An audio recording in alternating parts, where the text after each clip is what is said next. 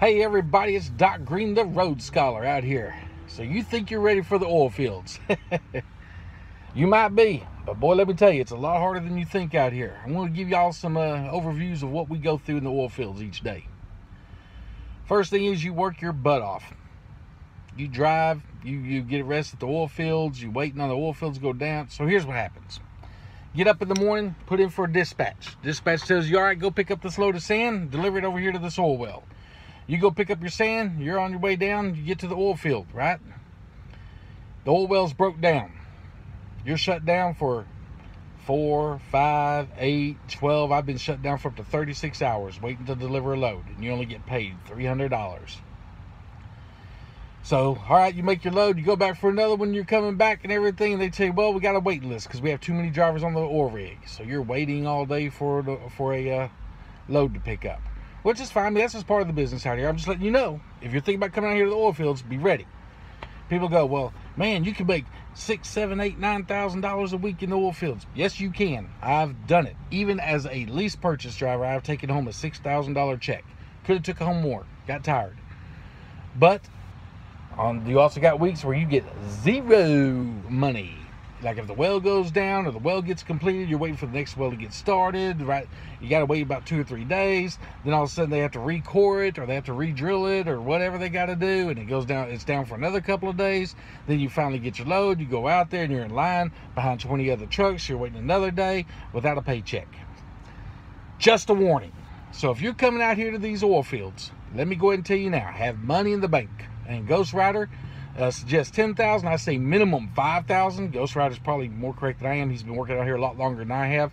So he says have at least $10,000 in the bank. Guys, get ready for your trucks. If you go out here, I see guys go out here, they buy trucks and everything, and they buy, they're trying to stay on these paper logs, and they go out here and buy a truck that's 99 or older and stuff, and they drive out here, and the truck is constantly breaking down because these lease roads are full of potholes, chuck holes. I mean, man, people rip their bumpers off every day.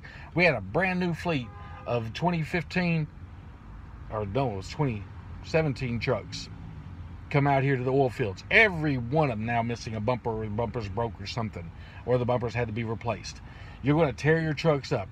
They're going to run through your tires like you wouldn't believe. These rocks and stuff will cut your tires to shreds. You will go through tires quicker than you think. If you come out here, you better be prepared to take care of your truck like you have never taken care of your truck before. This isn't no stop at the truck stop at nighttime, get up in the morning, do a little quick pre-walk around inspection and jump in your truck and go. This is a get under your truck, check your brakes, check your tires constantly, check your fluid levels constantly, make sure you haven't busted a leak or something, because these roads will cause things to get cracked. I had an oil pan crack on my truck. It's expensive to replace. So don't get out here, guys. Man, y'all think, man, I could run 9, 10, 11 hours a day because that's what I do out here, you know, over the road. So I know if I get out here in the oil fields, I could run 500, 600 miles a day, and that's how much it pays. And this, no, you cannot run 500, 600 miles a day out here in the oil fields. Sorry, you will run out of time. You're going to get stuck waiting at wells. Wells are going to go down. You're not going to have the right sand. You got to go somewhere else to pick it up. You got to go get a box. So nope, hang that up. But you still make good money.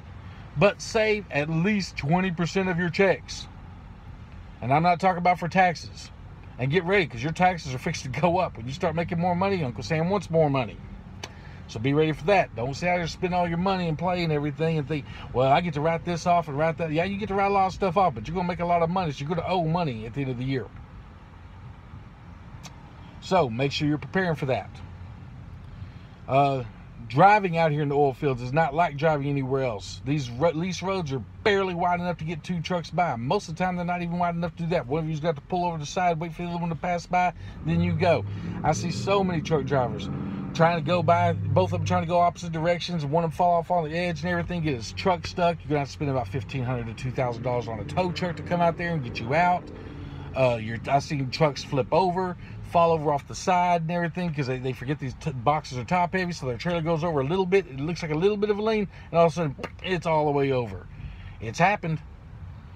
Guys, you got to be fully awake out here. You got to be fully aware out here. You cannot be half-stepping like you're used to doing like in OTR. This is not the same kind of trucking. You've got to be fully aware of your surroundings.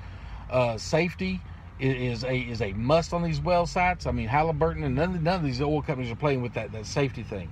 So you go out there, you try. I see drivers constantly jumping out of their trucks wearing t-shirts and shorts. Not on an oil well site. You're going to have to invest in some fire-resistant clothing, and it's expensive. Well, not really expensive, but it costs money. You know, you got to have it on when you get out there.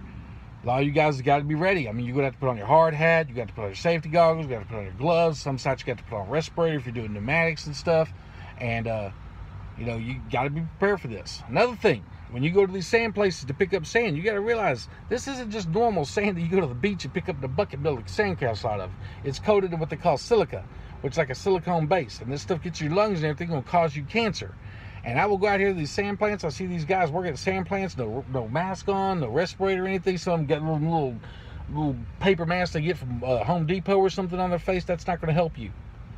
And people go, oh, well, you know, everything will kill you. A Twinkie will kill you. Yeah, okay, I get it. But I'm telling you, this sand is floating around in the air. You don't believe me? All you got to do is take your hand, wipe it across your dash, you'll see sand, and you'll feel that grit anywhere in your truck. That stuff is floating around in the air constantly, wiping your truck down all the time. You got to do that. That sand get up in your lungs, man. Don't think it's a joke. That stuff will kill you. A lot of drivers, I see them, man, they go to these sand places, windows down, sitting there talking, that sand's blowing all around the air the whole time. They're breathing that stuff in. It doesn't make sense to me. You know, I see them. You can tell who the smart drivers are here. The ones pull up, they open the door up a little bit, slide their ticket out to the guy, close the door real quick, shut all their air conditionings and stuff off in there while they get loaded. Don't take long to get loaded. And then they get on out of the road to get a little bit so everything blows off. Then they turn the ECs back on and keep on going. Silica is no joke. It will kill you. It will give you cancer. You will die. And you may go up here and see all these guys running around these sand plants and everything without it on and everything. Doesn't make sense to me. But I think OSHA's starting to crack down on that, and safety's starting to crack down on that a lot more. I've seen at the plants a lot more. They're starting to wear at least paper masks, but they need to be wearing respirators. Anyway, so before you come to the oil fields, a couple of things you need to know. You're going to have to get PPE certified, H2S certified. These are going to cost money. The little courses you got to take and everything to get your safety gear and everything. You're going to get this little thing right here. This little monitor, see that little thing right there? I'm put on my helmet right now, but that thing goes off. That means you got H2S gas in there. You are being prepared to die. Run. And they will teach you all this in class and stuff, but this is serious stuff. You got oil fields out here that people have been on. The truck drivers go in there, and everyone in the field is laid out smooth. You see that? Don't go in that field trying to help anybody. You'll be laid out with them. Back your truck out, call for emergency personnel. I know it sucks because you sit there watching people literally dying, and there's nothing you can do to help them. Don't put on that respirator and run in there. That respirator is not made for that. It's made to keep out sand. You need a self-contained oxygen system, like a scuba system. But, of course, for on the ground, I forget what it's called. It's similar to scuba. It's a self-contained oxygen breathing apparatus, SCOBA. But you have to have something like that. Don't run up in there trying to help people that you can't help. If you hear somebody else's little alarm going off and yours ain't going off, get the hell out of there. You just got lucky. Get out of there. These things you're going to learn about in the oil fields. A lot of drivers take a lot of this stuff for granted, especially new guys. I see brand new guys coming out here fully decked out and everything, respirator mask on and everything. They get out, and you don't have to do that on like a lot of the wells. You know, you need to wear the minimum, but you have to wear everything.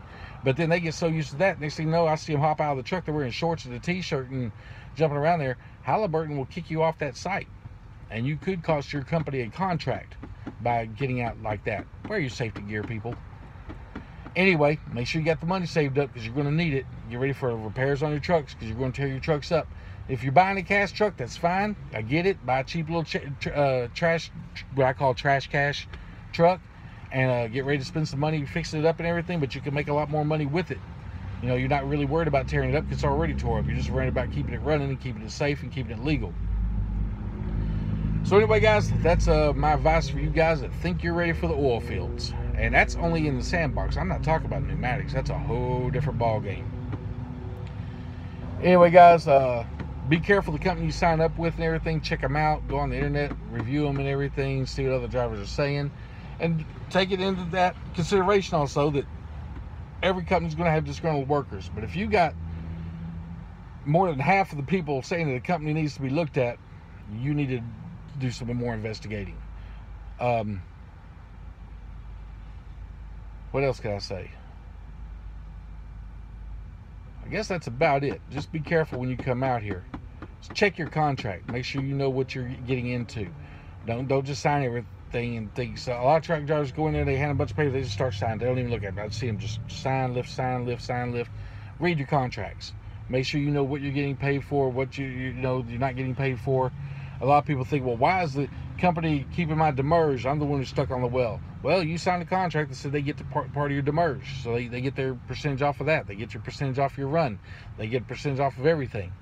And that's just the way it is out here. Some companies have big escrows that you got to have. And you probably got to take it out of your first few paychecks and stuff. Some companies don't have such. I know a company out here that's starting up that doesn't have any escrow for owner-operators. Zero escrow. The guy, the way he figures it is... I talked to him and everything. The way he figures it, you're the owner of your truck. If you don't have enough sense to put the money back to repair your truck, he isn't worried about it. Now, so make sure that you got, make sure you know how much your escrow is. Make sure your escrow is to be able to be used for repairs on your truck. A lot of guys that don't realize the company keeps those escrows for when you quit, to make sure that all your bills are paid up. Like if you owe back payments, or you owe back insurance, or you owe fuel, stuff like that, they take that out of there. So make sure you understand what your escrow is for. And even with an escrow account, still have money in your own account to take care of repairs. Because sometimes it may be on a weekend, you're not able to access that escrow account. You may need to get repairs on your truck that weekend. What else is there? Man, there's guys, there's so much stuff I can tell you about the oil fields. But this is for the people who are thinking about coming out here. If you think you're going to make $10,000 every week, hang that up. Ain't going to happen. Those days are gone. They may come back if the price of gas goes up a lot or oil goes up. But right now, it's not happening. You're making about $5,000, $6,000, $7,000 a week, and some weeks may be zero. Some weeks maybe only $2,000 or $3,000. You just gotta keep prepared for that. I see a lot of young guys coming out here with just barely enough experience to hit the oil fields. They come out here, they start taking days off. They get a couple good checks. They start taking time off, go home more often, everything, and then they lose everything because they have a few bad weeks in a row and didn't prepare for it. A lot of hours. I'm going to tell you all a little bit how the oil fields work in difference to the owner operators here in a minute on another video. But I just want to get you ready. If you think about coming out of the oil fields, we welcome you. Love to see you out here and everything. But be careful. Remember these. If you're doing sandboxes, they're top heavy, and a lot of new drivers, young drivers, and everything don't realize taking the turns real wide on these lease roads and stuff. They'll take it like a turn like they do on a regular highway, and there's no curb there and there's no sidewalk to catch you, and that box is going off the side. So keep that in mind, guys. Take your time out here. Stay aware. When you wake up, like you'll be laying down in the back and you wake up and you get ready to go deliver your sand to the well, a lot of you guys just hop up front, start your truck, and bang, y'all boom, right on down the road, right on into the lease road, and you're still half asleep and you're not thinking fully awake yet, and you cut a corner too short. Boom, there goes a trailer again. Or there's your truck stuck, another $1,500 tow truck job to come pull you out. Well, can another truck pull you out? Doesn't Halliburton pull you out? No, Halliburton does not pull you out. I know you hear some drivers say they will. If they are, they're violating their company policy, because they are not supposed to help pull you out, because they can't risk any kind of liability on that. So everything's pretty much on you. A lot of these, check whenever you get to an area in the oil fields, make sure your cell phone works that area, because a lot of these areas you may have to switch services, you may have to switch providers, because, for instance, here in Louisiana, AT&T works real well. In West Texas, Verizon works real well. AT&T isn't so great out there. So make sure you're prepared for that kind of stuff. Whoa, this is a long video. I didn't mean to keep going like this. I'm going to stop this and get on to the next one, comparing over-the-road logbooks and sand and oil hauling logbooks. Thanks a lot, guys.